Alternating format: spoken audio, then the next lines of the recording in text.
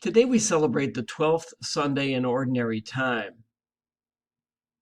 The Gospel reading, which you can see depicted here, is one that is entirely familiar to us. It comes from the Gospel of Mark, and it is the story of Jesus calming the storm. There's no need for me to explain the details of the story. But what I want us to reflect on today is the storm that we are experiencing in the world today. We are in the midst of a storm. We're still battling a pandemic that is taking lives and making people sick. There is an increase in bigotry, in acts of violence. Our society, as we know, remains quite divided.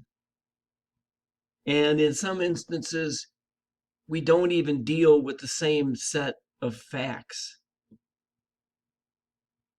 So, in light of today's gospel, we are called to do what Jesus did.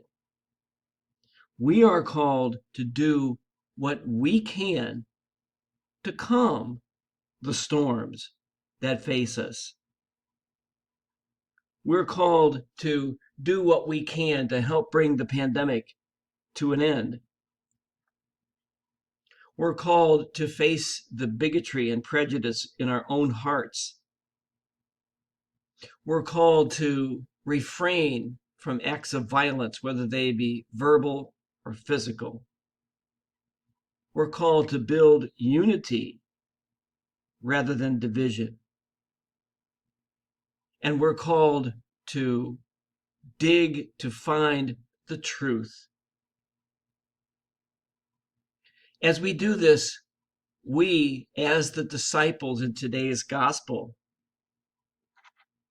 can have trust. The disciples trusted that Jesus would help them. We can trust that Jesus is with us today, that Jesus is in our midst, that Jesus will help us to calm the storms, both personal and societal, that we face.